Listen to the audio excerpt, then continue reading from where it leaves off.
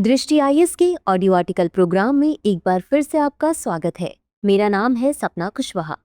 आज का हमारा आर्टिकल द इंडियन एक्सप्रेस में प्रकाशित खबर Rajnath refuses to sign SCO draft statement के सारांश पर आधारित है।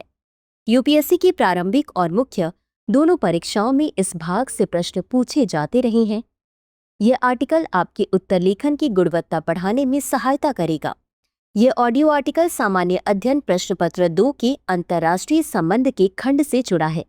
तो आइए आर्टिकल की शुरुआत करते हैं।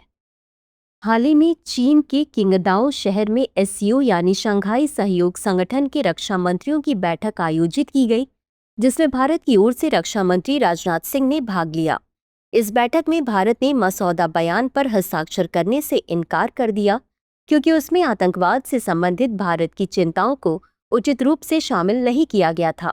विदेश मंत्रालय के मुताबिक भारत चाहता था कि आतंकवाद पर चिंताओं को दस्तावेज में शामिल किया जाए, लेकिन यह एक विशेष देश को स्वीकार्य नहीं था, जिसके कारण बयान को अपनाया नहीं गया। एससीओ की इस बैठक में राजनाथ सिंह ने 22 अप्रैल को जम्मू कश्मीर के पहलगाम में हुए आतंकवादी हमले का उल्लेख किया, जिसमें 26 लोग मारे गए थे, जिनमें अधिकांश भारतीय हिंदू पर्यटक थे। उन्होंने इस हमले को द रेजिस्टेंस फ्रंट को जिम्मेदार बताया, जो लश्कर-ए तैयबा का प्रॉक्सी संगठन है, जिन्होंने इस हमले की जिम्मेदारी ली थी। इसका पैटर्न लश्कर के पिछले हमलों से मेल खाता था। उन्होंने आतंकवाद के प्रति भारत की शून्य सहनशीलता नीति को भी रेखांकित किया और बताया कि आतंकवाद और शांति साथ साथ नहीं चल सकते।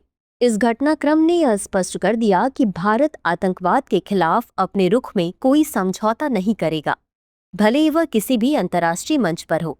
यह कदम चीन प्रेरित एससीओ जैसे मंचों में भी भारत की आतंकवाद के प्रति अपनी नीति को मजबूती से प्रस्तुत करने की दिशा में भी महत्वपूर्ण है। आइए जानते हैं एससीओ के बारे में। एससीओ यानी शंघाई सहयोग संगठन एशिया का एक महत्वपूर्ण और शक्तिशाली मंच बन चुका है, जो क्षेत्रीय सुरक्षा, आर्थिक सहयोग और सांस्कृतिक आदान प्रदान में महत्वपूर्ण भूमिका निभाता है। इसकी स्थापना 1996 में शंघाई 5 के नाम से हुई थी, जिसमें चीन, रूस, कजाकिस्तान, किर्गिस्तान और ताजिकिस्तान शामिल थे।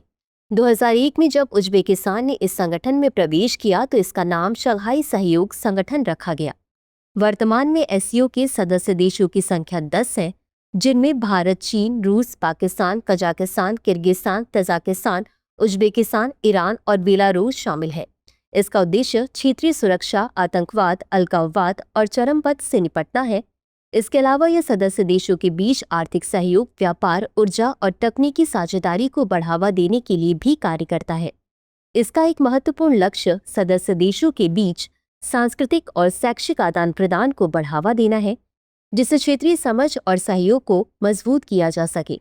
इसके अलावा एससीओ एक बहुपक्षीय मंच के रूप में भी कार्य करता है, जो वैश्विक रणनीतिक वातावरण में स्थिरता बनाए रखने का प्रयास करता है।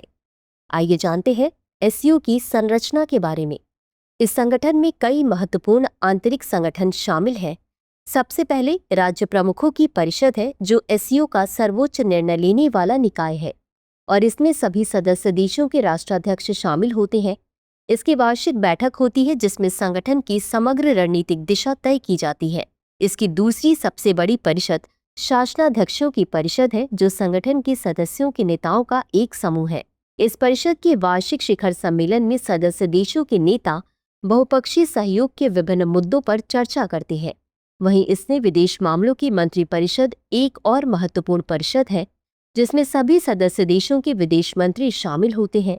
यह परिषद संगठन की विदेश नीति के समन्वय के लिए जिम्मेदार होती है, जबकि राष्ट्रीय समन्वयक परिषद एससीओ की वर्तमान गतिविधियों का समन्वय और प्रबंधन करती है और राज्य प्रमुखों की परिषद, शासन प्रमुखों की परिषद और विदेश मंत्रियों की परिषद की बैठकों के लिए आवश्यक तैयारियां करती है।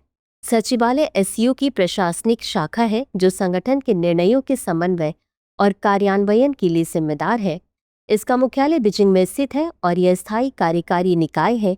सचिवालय का नेतृत्व महासचिव करते हैं, जिन्हें विदेश मामलों के मंत्रिपरिषद द्वारा नामित और राज्य प्रमुखों की परिषद द्वारा अनुमोदित किया जाता है।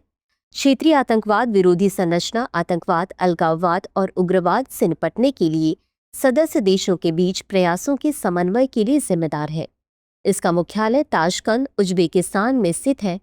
वहीं एससीओ व्यापार परिषद में सभी सदस्य देशों के व्यापारिक समुदायों के प्रतिनिधि शामिल होते हैं, जो सदस्य देशों के बीच आर्थिक सहयोग और निवेश को बढ़ावा देने के लिए जिम्मेदार है। आइए जानते हैं शंघाई सहयोग संगठन का महत्व क्या है। एससीओ का महत्व कई दृष्टिकोणों से समझा जा सकता है। सबसे पहले इस संगठन ने मुख्य रूप से क्षेत्रीय सुरक्षा समस्याओं पर ध्यान केंद्रित किया है, जैसे कि क्षेत्रीय आतंकवाद, जातीय अलगाववाद और धार्मिक उग्रवाद। इन मुद्दों से निपटने के लिए यह सदस्य देशों के बीच सहयोग को बढ़ावा देता है और क्षेत्रीय विकास को भी प्रोत्साहित करता है। इसका उद्देश्य ऐसे खतरों से निपटना और शांति बनाए रखना है जिससे एशियाई क्षेत्र में स्थिरता बनी रहे। दूसरे, एससीओ की विशाल सदस्यता इसे वैश्विक स्तर पर प्रभावशाली बनाती है। यह संगठन वैश्विक जनसंख्या का लगभग 40% कवर करता है। साथ ही वैश्विक सकल घरेलू उत्पाद का लगभग 20% और विश्व की भूभाग का 22% हिस्से में आता है। इस तरह एससीओ एक महत्वपूर्ण वैश्विक शक्ति है जो न केवल एशिया बल्कि समग्र रूप से दुनिया के विकास और स्थिरता पर असर डालता है। इसके अतिरिक्त एससीओ का सामरिक महत्व भी अत्यधिक है। यह संगठन एशियाई देशों के बीच क्षेत्रीय एकीकरण को बढ़ावा देने और सीमाओं के पार स्थिरता को बढ़ाने में सहायक है। इसके प्रयास पूरे क्षेत्र में बेहतर कनेक्टिविटी को सुनिश्चित कर सकते हैं, जिससे आर्थिक और सामाजिक विकास को बढ़ावा मिलता है। एससीओ ने आतंकवाद और मादक पदार्थों की तस्करी के खिलाफ सुरक्षा के मोर्चे पर भी महत्वपूर्ण कदम उठाए हैं। इसमें न केवल आतंकवाद विरोधी उपायों को बढ़ावा दिया गया है, बल्कि मादक पदार्थों की तस्करी, सैन्य सहयोग और आर्थिक सहयोग पर भी जोर दिया गया है। इससे संगठन की सुरक्षा और स्थिरता बढ़ाने की दिशा में योगदान मिला है। एससीओ का महत्व क्वाड जैसे संगठनों से तुलना करते हुए भी सामने आता है। एससीओ ने शांति मिशन जैसे सैन्य और सुरक्षा अभ्यासों के माध्यम से साझा लक्ष्यों को आगे बढ़ाने में अपनी क्षमता का प्रदर्शन किया है। यह पहल अब तक क्वाड द्वारा नहीं की गई है, जो एससीओ को एक अनूठा और प्रभावी संगठन बनाती है। आइए जानते हैं भारत के लिए एससीओ का महत्व और प्रासंगिकता के बारे में। यह भारत के लिए बेहद महत्वपूर्ण है क्योंकि यह कई रणनीतिक सुरक्षा और आर्थिक पहलुओं में सहयोग का अवसर प्रदान करता है। सबसे पहले आतंकवाद विरोधी सहयोग पर ध्यान केंद्रित करना भारत के लिए एक प्रमुख कारण है कि वह एससीओ के साथ जुड़ा हुआ है। पाकिस्तान के साथ भारत का लंबे समय से संघर्ष है और क्षेत्र में आतंकवाद का खतरा लगातार बढ़ता जा रहा है। एससीओ आतंकवाद, अलगाववाद और धार्मिक उग्रवाद के खिलाफ एक साझा मंच प्रदान करता है, जिससे भारत को सुरक्षा सुनिश्चित करने में मदद मिलती है।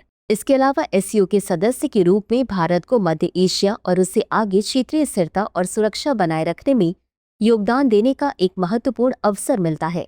यह संगठन भारत को सुरक्षा मामलों में अपनी भूमिका बढ़ाने और पड़ोसी देशों के साथ बेहतर संबंध स्थापित करने का मौका देता है। इसने कनेक्टिविटी और बुनियादी ढांचे के विकास पर भी जोर दिया है, जो भारत की प्राथमिकताओं के अनुरूप है। भारत के लिए अपने पड़ोसी देशों के साथ कनेक्टिविटी बढ़ाना और अपने बुनियादी ढांचे में सुधार करना महत्वपूर्ण है। इसके माध्यम से भारत इस दिशा में महत्वपूर्ण कदम उठा सकता है। आर्थिक दृष्टि से भी एससीओ भारत को सदस्य देशों के साथ आर्थिक सहयोग बढ़ाने में मदद करेगा। इससे भारत को बाजार, प्रौद्योगिकी और निवेश के नए अवसर मिलेंगे, जो देश की आर्थिक प्रगति के लिए सहायक होंगे। आगे की राह। भारत के लिए शंघाई सहयोग संगठन का महत्व लगातार बढ़ रहा है और इसके साथ जुड़ी हुई सुरक्षा, आर्थिक और कूटनीतिक चुनौतियां भी सामने आ रही हैं। एससीओ में भारत की भागीदारी उसे क्षेत्रीय स्थिरता, आतंकवाद विरोधी अभियानों और व्यापारिक सहयोग में महत्वपूर्ण अवसर प्रदान करती है। हालांकि भारत को आतंकवाद जैसे संवेदनशील मुद्दों पर अपने रुख को मजबूती से प्रस्तुत करने में चुनौतियों का सामना करना पड़ता है, जैसे कि हाल ही में किंगदाओ बैठक में देखा गया। भविष्य में भारत को इसके भीतर अपने आतंकवाद विरोधी दृष्टिकोण को और अधिक प्रभावी बनाने के लिए संघर्ष करना होगा, खासकर जब एक विशेष देश इस मुद्दे को स्वीकार करने से इनकार कर रहा हो। तो चर्चा को विराम देते हुए नोट करते हैं आज का सवाल। शंघाई सहयोग संगठन का भारत के लिए महत्व और प्रासंगिकता पर चर्चा कीजिए। यह संगठन भारत की सुरक्षा, कनेक्टिविटी और आर्थिक सहयोग में कैसे सहायक है। तो व्यूवर्स, आज के लिए बस इतना ही। मिलते हैं अगले एपिसोड में किसी नए टॉपिक के साथ। तब तक के लिए धन्यवाद। Dear viewers, अपने एग्ज़ाम की तैयारी को और बेहतर करने के लिए हमारे चैनल को लाइक, शेयर और सब्सक्राइब करना न भूलें।